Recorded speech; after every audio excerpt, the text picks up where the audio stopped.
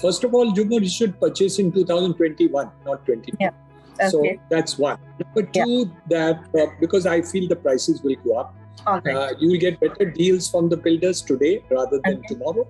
Number three, that the interest rates are much lower, so they should buy. Hello and welcome to yet another edition of Ask Housing. I'm Jhumur Ghosh, Editor-in-Chief, Housing.com News. And our guest today is industry stalwart Dr. Niranjan Hiranandani, who is the National Vice Chairman for NAREDCO and the MD for the Hiranandani Group. Sir, thank you so much for being with us on the show. Thank you. Yeah. Thank you, Jhumur Ghosh. It's a pleasure to be with you.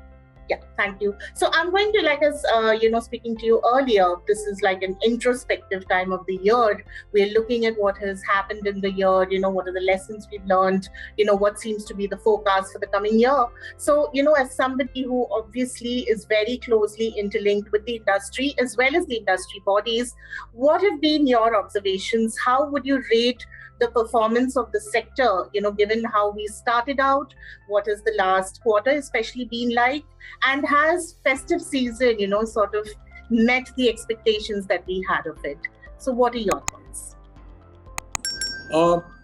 Jhumur, the entire facet has been so delightful. What can I tell you? I'd rather quote HDFC, and they tell me that in the last 2 months, they've done the highest business ever in real estate retail loans. Now, that itself is an indication to you that things are extremely good across the board in terms of the residential real estate. So we do see whatever.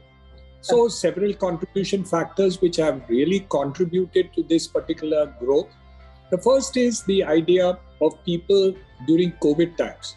It's the reverse of what people thought. People suddenly realize that home is so important, that a quality home is equally important, that a little more space is necessary in view of the fact that when you work from home, you have to get you working, your spouse working, your children studying from home. All these people required a home where you would at least have reasonable space for each other to carry out whatever communication that you needed to do. The second part of it, which is very important, was the fact that interest rates have been the lowest ever. 6.5% interest rate is the lowest I've ever seen in my whole career of 40 years plus. So that itself is the second reason whatever. The third factor which is there is the rebound factor, which is that post demonetization, post GST, post ILFS, post all this, everybody was just waiting and seeing what the situation would ultimately be. So while construction was going on, sales were a question mark. RERA came into the picture. Some projects did very badly because they couldn't fulfill the condition. Others have done extremely well. So that's another factor. Another major aspect of it has been consolidation. So a lot of consolidation has taken place, and because of that reason, you do find that the commitments made earlier have been fully honored. This resulting, Jhumur, in the situation wherein 2.5 years ago, there was stocks piled up under construction and finished goods equal to 5.5 years of sale. Today, that same figure has come down to 1.25. So that itself is indicative that sales have been very, very good across the board. Month to month, there have been variations in terms of it during COVID, second wave of COVID, and subsequently. But there has been a rebound in factor in order to do it.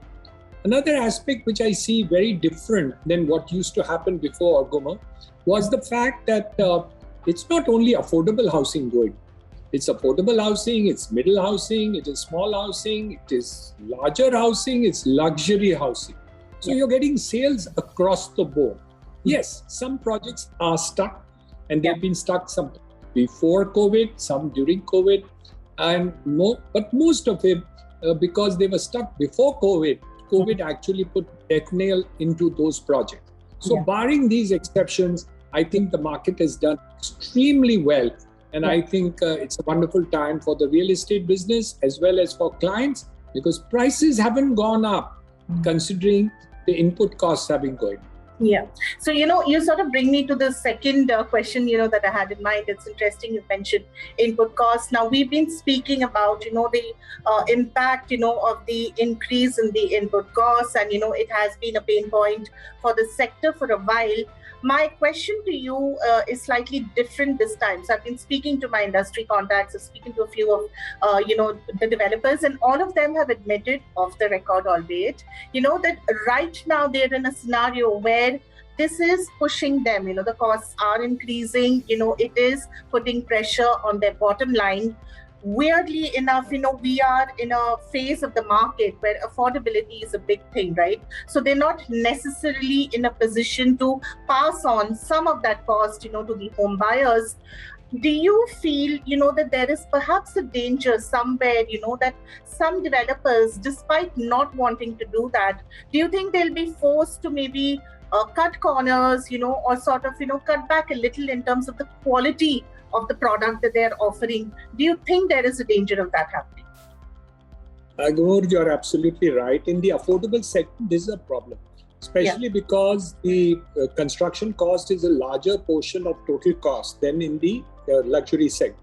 Yeah. So, and the margins there are quite small, and hence, obviously, there is a challenge with input costs of steel, cement, copper, lifts, paints, and even labor have all shot up.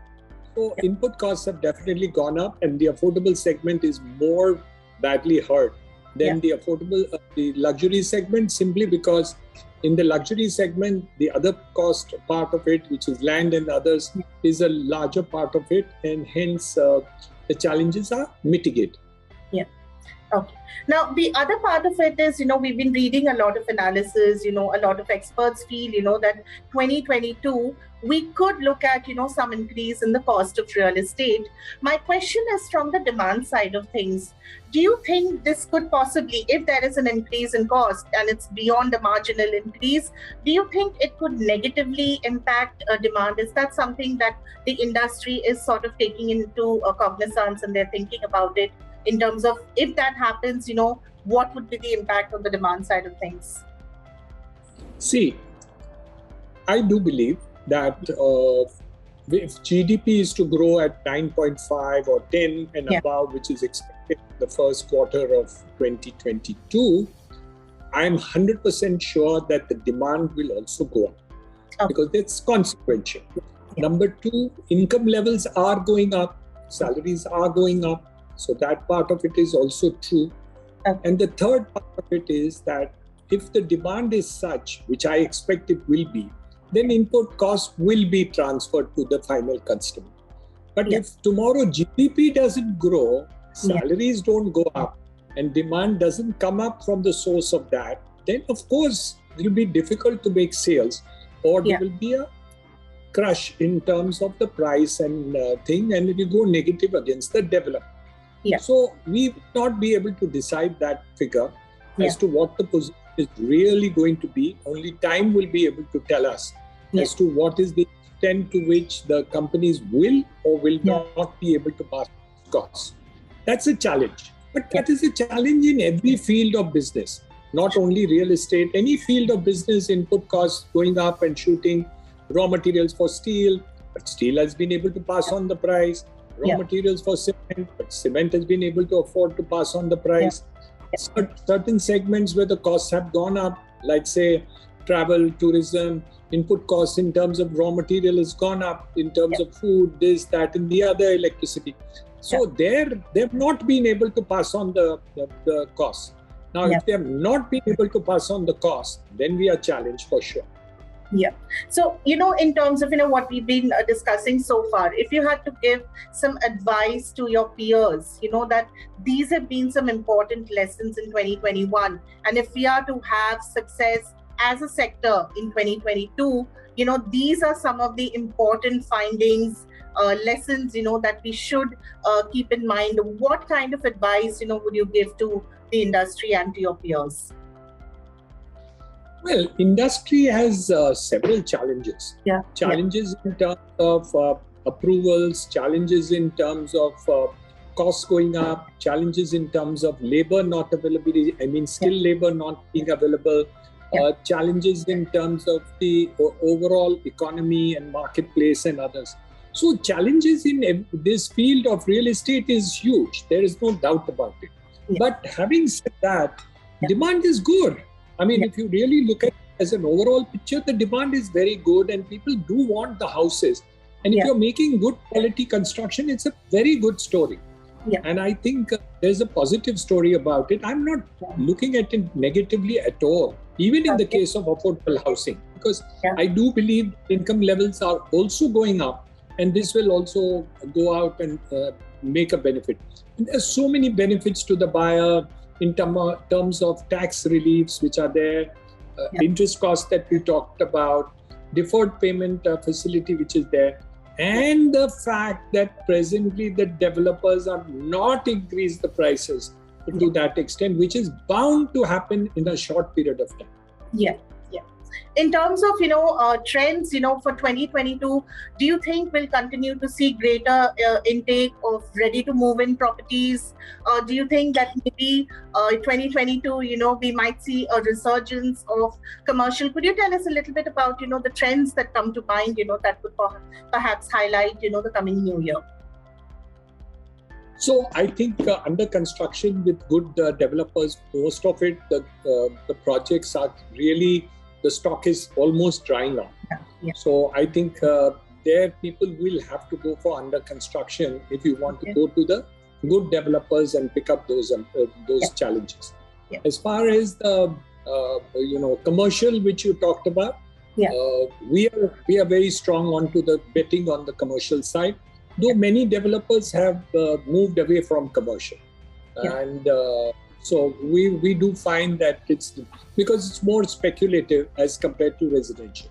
So I do believe that there is a crunch in terms of addition of good quality commercial properties and development. Very few are being done on a speculative basis like we do. But all in all, I think certain cities are doing better. For example, Bangalore, Hyderabad, Mumbai, they're doing better. Certain areas are not doing as well. So that's a matter of the issue of the location of these commercial properties. But all in all, I will repeat, even to the extent to which you will get irritated, that if GDP of India is to grow, commercial demand will come back in a big way. Can't be. There's no other alternative. But if GDP doesn't grow, commercial demand will not grow up to that extent. So we are betting that 10% plus will be the growth in 2022. All right. Now, you're speaking about the GDP, and, when I made my questionnaire a week ago, this question wasn't there, but, the last couple of days, we've been hearing a lot about the Omicron, variant, and, there have been certain fears, speculations around it. What is the sense that you get, from a business point of view, especially? Do you think that we have actually learned all our lessons and we are sort of, now more prepared to face, any kind of, upcoming disaster? Do you think we are a lot more prepared than we were, say, 2 years ago, during the beginning of the pandemic? Does this concern you, or do you think that we will be able to take this in our stride? Oh, Jhumur, we are much, much, much, much better prepared than we ever were. We are better prepared with vaccines. We are better prepared with hospitals. We are better prepared by testing. We are able to run, like for instance, one case has come into Mumbai from South Africa, which is positive. And my God, we have done testing of almost 500 people, and genome testing and that testing and that testing, and we've really done everything. So if that kind of focus is there in terms of paying attention to the problem, I think we don't have all the answers, of course. But we do have a lot more answers than we had before the first wave started. So yes, we are in a better position to handle the wave. And it's a position where I think people are more comfortable and will be able to handle it, both the government at the center, the state, corporates, individuals, professionals, and other people. But there's a but. And the but is that there are certain sectors which are not improving. So, for example, travel and tourism, aviation, hospitality,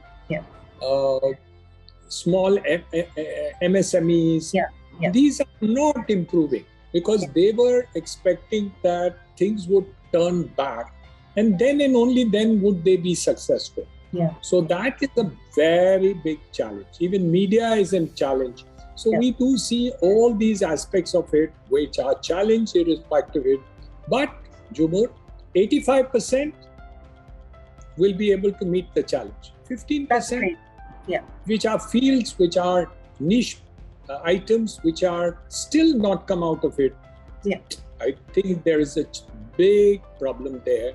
And we need to, and government and RBI, and Finance Ministry will have to look into those sectors in order to do it. But real estate is looking very positive in spite of everything, and I think we are going to move upwards. From a location point of view, I remember last year, we spoke a lot about perhaps, newer locations coming into the picture due to work from home. Now that trend is changing. We're moving to a more hybrid form of working. Do you think that will again bring the focus back onto the main metros? Or do you still think that there are some locations that you feel, could give these larger locations a run for their money? What are your thoughts on some of the, location-centric development that's happening? Jhumur, life has changed permanently. Pre-COVID, post-COVID is not going to be the same. And certainly certain things you cannot take for granted, which were pre-COVID, to handle it and come into the post-COVID story also. So those changes are imperative. Part of it, work from home, part of it is education, will be blended education. The fact that we are comfortable in doing this, we see just now. Probably 2 years ago, you would be sitting across the table with me. Maybe that would have been better. But nevertheless, we are very comfortable in doing what we are doing today. So all in all, if you look at it, the changes are done. I don't think you can undo those changes. But there are fields in endeavor where the changes will come back because efficiencies will not be there. There's a couple of multinational companies in New York which said that they would be all working from home. And now they're asking all the staff to come back. So, you're getting variations of that part of it to do. But yes, some changes will be imperative and those will not come back. But some, I don't think, will have that challenge. So my last question to you is going to be, addressed towards the buyer.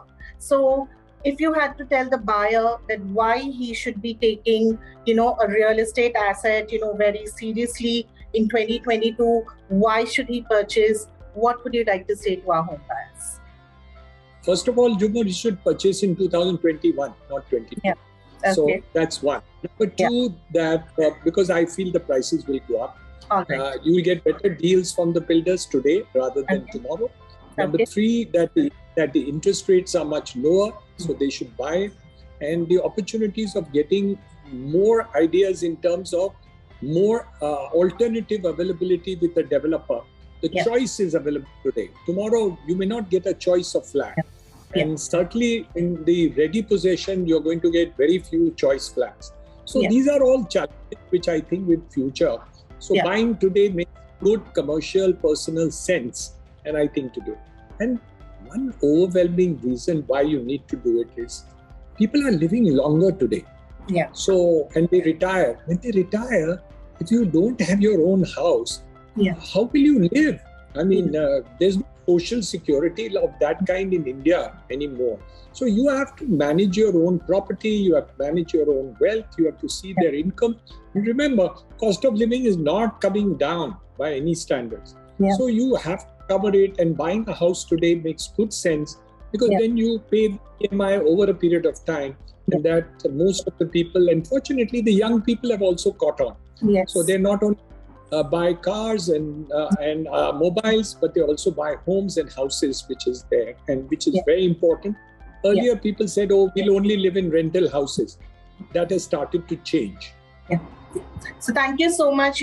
We look forward to, the new year. We're hoping to speak to you soon again. Thank you so much for your insights, and we'll speak to you once again. Thank you so much. Thank you. All the very best to you, Jhumur. Thank you.